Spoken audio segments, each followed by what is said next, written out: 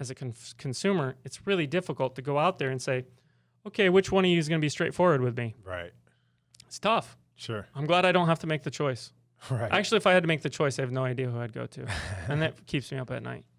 Yeah, I think about that a lot, not to get too into the other side of it, but that's a conversation I will never have to have in my life. So I feel like as a surgeon, not only do you need to juggle this kind of expertise and know this kind of stuff, whatever, but you got to be able to have those hard conversations with patients when they're necessary. You have to. Let's go with I'm going to parlay that into another thing that I see more frequently. That's a little bit more of a ostrich in the sand. That's not a bigger deal. It's a way smaller deal.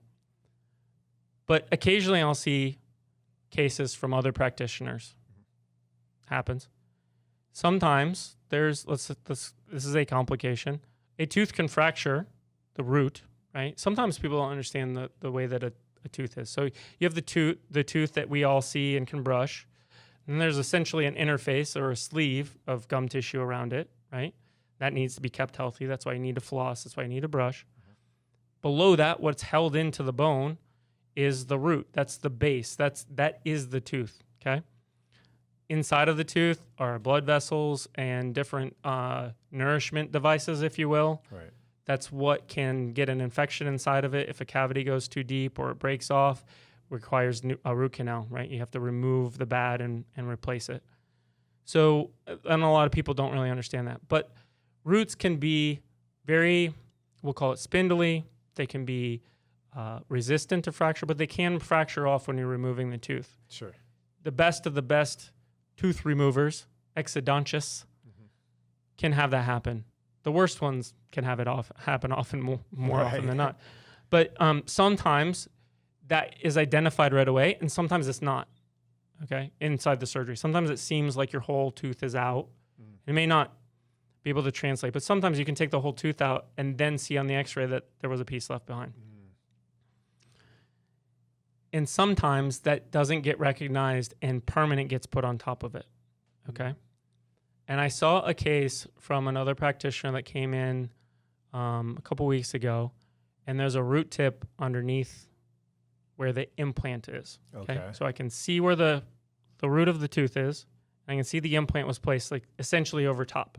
Right. And in order to get to that, I got to take, if I'm going to be 100% transparent and honest and straightforward with the patient, I then have to take that practitioner and throw them right under the bus, take that whole thing apart, charge for my time, all of that stuff that's entailed, right? It's just a waterfall effect. Right.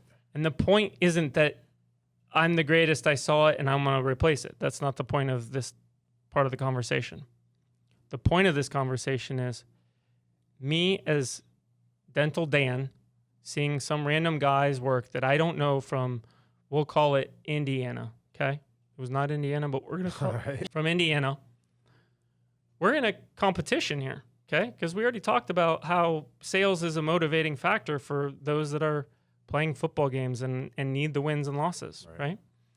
And sort of for the most part, there's a lot of dentists really ready to jump on, well, I wouldn't go to that guy. He puts root tips in there and he put your implant on top. And so it becomes this very like slandering, sloshing sort of world when in reality, it's a human mistake. It's a bad thing that happened to, we'll say, a good person, right? Like these things happen to the best of the best, right? And maybe a practitioner is out there and saying that that never happened to them. Well, whoever you are listening to this, you are a liar, a big fat liar, because things happen. Right. This is the Wild West of surgery and things happen, right?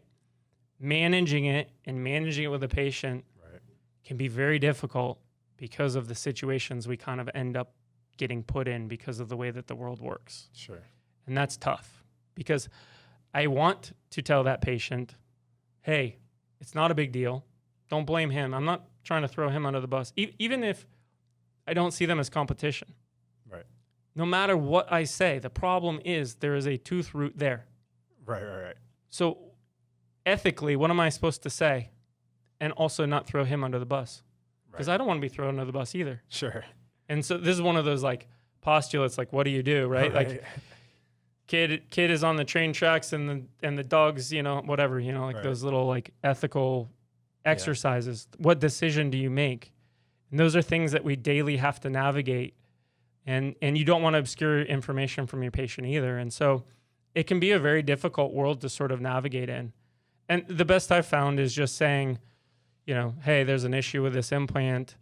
I don't know for sure why it happened, because I don't, right? I see some bone loss over here, which may be from the tooth root, but obscuring it just enough so that they understand it needs to be addressed.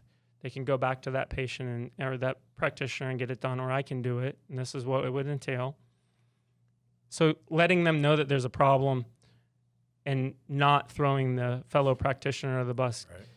There's like an art to it, because you really want to stay ethical and straightforward with them as well. So complications are tough. This is a very deep, broad, philosophical conversation. Yeah. This doesn't go deeper than just infection, right?